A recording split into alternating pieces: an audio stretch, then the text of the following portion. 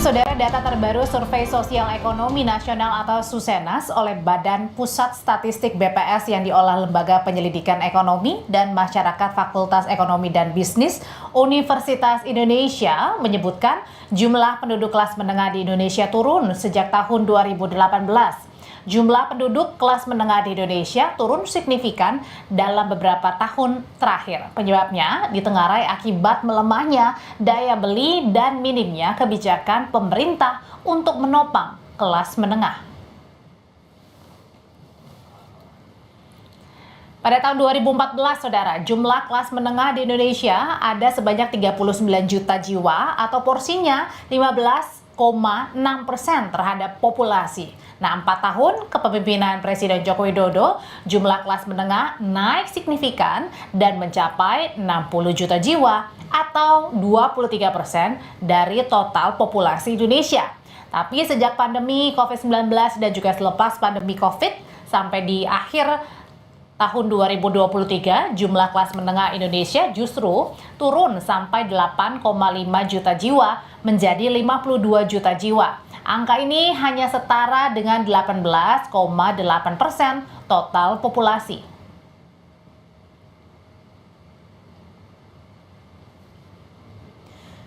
Dan kelompok kelas menengah di Indonesia jumlahnya lebih banyak dari kelompok masyarakat miskin maupun masyarakat kaya. Saat ini kelompok masyarakat kelas menengah menghadapi banyak masalah. Salah satunya adalah gaji atau pendapatan mereka lebih kecil dari pengeluaran. Kelompok masyarakat kelas menengah di Indonesia saat ini menghadapi banyak masalah. Gaji mereka yang terbatas membuat mereka kesulitan mengatur keuangan untuk memenuhi kebutuhan sehari-hari. Jumlah masyarakat kelas menengah di Indonesia lebih besar dibandingkan kelompok masyarakat miskin dan kaya.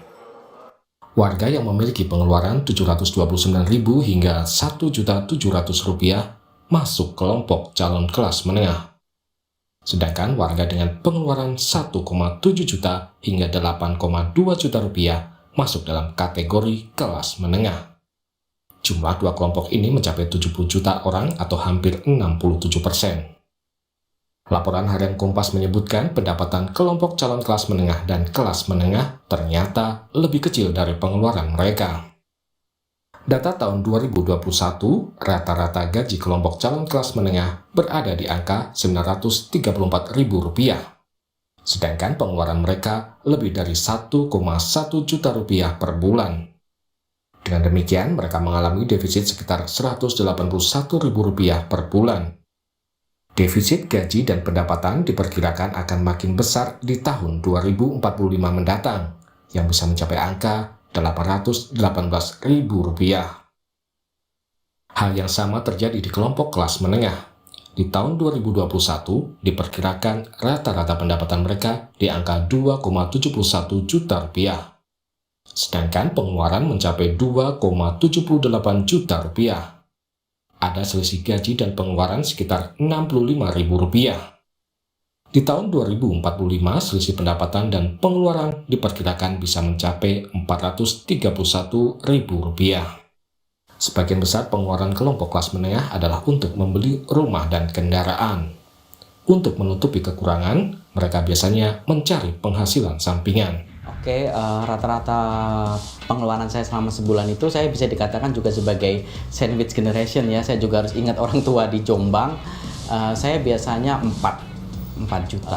Pendapatan saya, alhamdulillah, kalau bisa dikatakan tuh lebih banyak di luar mengajar.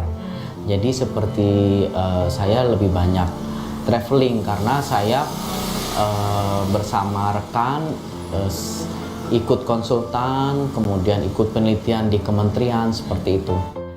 Saat ini banyak program atau bantuan yang diberikan pemerintah pada kelompok masyarakat miskin. Banyak bantuan diberikan seperti BLT tunai, bansos beras, dan lain-lain.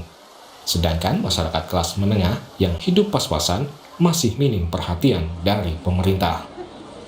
Tim Liputan, Kompas TV.